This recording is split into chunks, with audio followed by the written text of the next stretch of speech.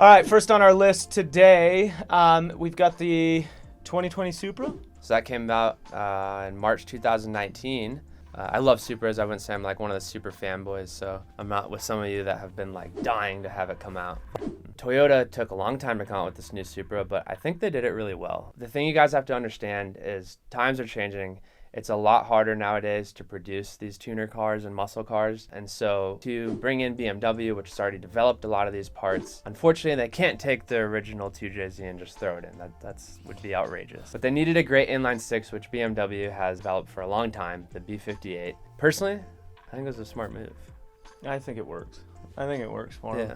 Yeah, I mean, the collaboration, I think, was a kind of a smart move. Supra is right over 3,000 pounds, mid 300 horsepower. Does come with an automatic transmission, which again is a sign of the times. It's got the paddle shifters, all the fun stuff for it, but that's kind of what they're doing with cars these days. They're more efficient than any manual transmission out there, so that's definitely a great choice. It is a higher priced car, one of the highest priced cars on our list for any of you big ballers out there, or maybe older tuners as well, right? So we tend to grow up and get careers and make a little extra money. So some of us, not us, we're still working, trying to figure that out. So the next one on our list is the newest variant of the MAZDA MIATA, the MX-5. So that came out in 2014. Some of you might think maybe an odd choice. A couple of these are, but I think it's a great choice. They come with the manual transmissions. You can get a 6-speed in them. They're lightweight, rear-wheel drive. They even come with a retractable hardtop roadster edition, which is super dope. Our friend Jacob actually had one and spruced her up a little bit, and that thing was just, I thought it was a really cool little car. Our friend Aaron has one as well, and they make tons of aftermarket parts for these cars, so you can get turbo kits, they make all kinds of body kits for them, so just kind of fun stuff to tune that thing up pretty good. So, and even the brand new ones are affordable, and keep in mind when we're saying Mazda Miata, we are talking about the old ones as well, so you can get all the ones from the 90s and early 2000s. But if you're looking for something new, maybe look at that brand new MX-5. And they're all 4 cylinders, so they're good fuel economy, just an all-around good daily driver unless you got kids. And you can get turbo kits for them. You can make them super crazy. So next on the list we have the Hyundai VELOSTER. It's a pretty zippy little hatchback. Pretty cool styling right out of the box. Comes in a couple of different options. Yeah, so you can get them in manual or automatic. They are front wheel drive. There's so much tuning for them. They are fairly affordable. Get them in that manual transmission. And even the new ones, they're doing some really cool stuff. I haven't verified this fact, but one of my friends told me that the manager of the M series at BMW is now working at Hyundai, developing kind of their R-Spec series. It just sounds like BMW is just making their way into everything. Yeah, right? For real, yeah. So I think that's pretty rad. They got, like, the M series cars have been awesome forever. It's pretty awesome in my opinion. It's obviously not going to be a drift car, but it can still be a cool little performance car that you can have some fun in. Yeah, we do a lot of drifting on this channel and we love drifting, but these aren't all drift cars. Not everyone needs to drift, right? So I'll bet you guys are not surprised at all that the Nissan SKYLINE R32 is on this list. We love Skylines. They're like our favorite cars. Since the 33s have now become legal, the 32s are really starting to get a lot more affordable. You even get GTRs for reasonable prices. There's been parts being developed forever for them, body kits, everything like that. But these are great drift cars, great daily drivers if you don't go too wild with the tuning. I mean, it has to be on, I think, everyone's list for top tuner cars. I think it's on a lot of car enthusiasts' list of one of the favorite cars. I mean, it's been around for quite a while now, and it's always kind of been one of the top tier. I think anybody that's played video games when they were a kid has kind of a special place in their heart for the Skyline. So, all right, and continuing on the list, we've got the Nissan 350 and 370Zs. These cars are fantastic little cars. There's so many parts available for these things. Race-proven chassis. We actually have one ourselves. Yep. And we may or may not have swapped it with the 1JZ, but still, these cars are personally one of my favorite, and I know they're one of your favorite, so. Vortec has a great kit for it, and you'll get like 400 horsepower out of it, and they're just like, it's a very reliable platform if you go that route. Or you can get super extreme. There's a lot of swap kits made for them now. Inline sixes fit beautifully in them. Also, I've seen a bunch of LS swapped ones. That's a great swap for a 350Z. It fits so well in there, and it really, you then have a Japanese muscle car. It's just immediate, reliable horsepower. Yeah. It's funny, my dad actually, One of his dream cars is a LS swapped like 370Z kind of daily driver. He loves the lines of the Z. They're kind of like a kind of Porsche-esque, I would say. That's how he looks at them, at least. It's a pretty sweet little car. So, I mean, I definitely know that here at Haugen Racing, we got a special place in our heart for the 350Z.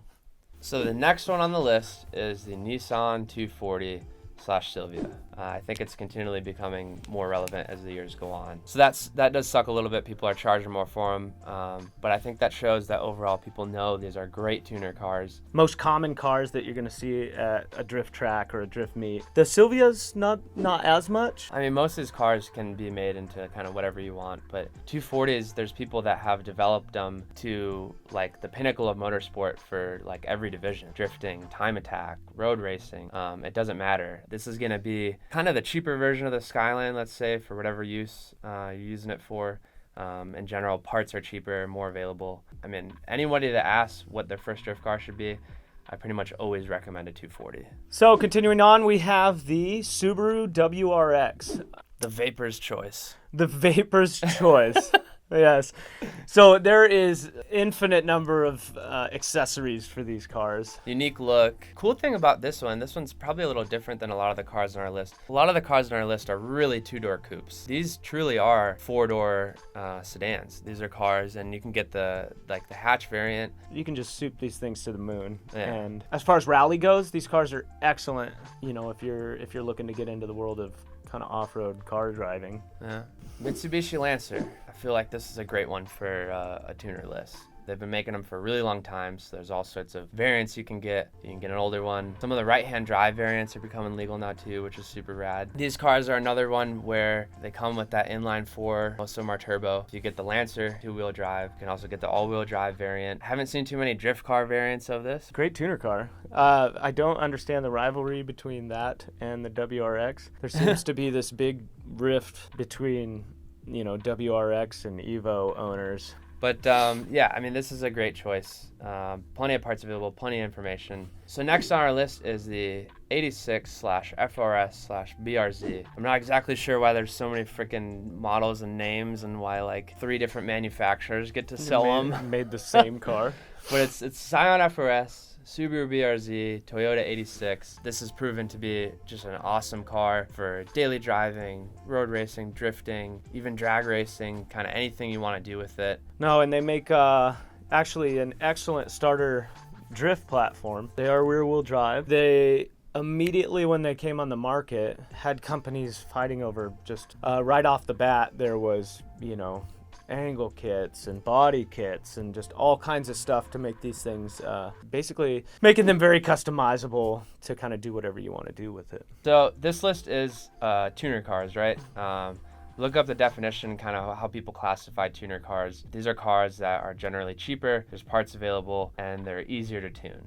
The Ford Mustang EcoBoost. When they came out with the new Mustang, they came out with the usual 5.0 V8, an inline 6, as well as a turbo inline 4, which is the EcoBoost variant. You know, coming from our background, Mustangs have been making kind of a jump in the drift world, and companies are starting to produce a lot of angle kits, adjustable rear suspension, and now that the new Mustang comes with independent rear suspension, it makes it a really, really tunable car. And if you are looking to jump into the drift world, that's a pretty good platform that I've seen. Yeah, but I personally think this Mustang is well deserving, the EcoBoost specifically is well deserving of the tuner list. So if you don't, feel free to flame us. We could have some fun in the comments. The Ford Fiesta. These cars they come with an inline 3, turbo or naturally aspirated. Their horsepower numbers obviously aren't through the roof. I think that this is a great thing to put on the list, even though they are front wheel drive. Manual and automatic transmission. They're all front wheel drive, so this isn't gonna make for much of a drift car. As far as something you can kind of spruce up, use as a daily driver, have a bunch of fun on the highway or in the canyons, I think this is like an awesome option. Let us know if you guys would like to see, we'll do a parody of the worst tuner cars. Could be kind of fun. It could be fun. Yeah. Hyundai Genesis Coupe. I personally think this is one of the more beautiful cars made in the past 15 years. They have discontinued them, sadly. Super fun car. You can drift them. Not the best. They maybe. do drift, just not terribly reliably. I think that these are, like, they are an excellent looking car, like you said. I really, the body lines on the car, when we had one, it was a badass looking car. Yeah. I agree with that. Just don't try to go pro car with it, all right? From our experience. To clarify, yeah, we don't hate the Hyundai Genesis. Kind of a love-hate relationship with that car. So moving on, we've got the Lexus IS300. This car comes with the 2JZ GE, which was an NA version of the 2JZ, and that's a pretty well-known motor. We're specifically talking about the 98 to 2005 generation. They're older cars, so they're getting a lot cheaper. People are really starting to develop parts for them. Part Shop Max specifically is currently developing like a whole suite of suspension parts for them and wide body. I would say this isn't going to be as great of a daily driver. You're kind of in the Skyline and 240 territory where you're dealing with a little older vehicle. But if you're willing to deal with some of the stuff that comes with those, then this could be the vehicle for you. But I have seen some damn cool IS300s. Like the styling on these cars is really cool, really unique. They're cool to see on the track. I don't think you can go wrong with this one. So next on our list is the BMW 3 Series M3, mainly E30 to E46 series. Some of the like the E90 and the newer ones, they're going to be a lot more expensive. Those are great tuner platforms as well, though. But we're focused on the older ones. But these are great drift cars, great tuner cars. Yeah, BMW's done a pretty dang good job of making their cars reliable. I have a personal preference towards the E46. I think that the body lines and the styling on that car is just fantastic. I've had a couple of friends that have E36s, and those things have ran like bats out of hell and just been, super reliable for them. Which I think is key as to why it's on this list. There's people using all these different generations in Formula Drift, as well as a bunch of the other international drift series. So you have top companies like WiseFab and Parts Shop Max and Feel developing parts for these and constantly redeveloping them. Well, thanks for checking this out, guys. I'm sure we missed some vehicles on here. This video is probably already going to be fairly long, but it would have been hours and hours long if we hit every best tuner car in 2020. If you guys think any really deserve to be on there that we missed, let us know in the comments.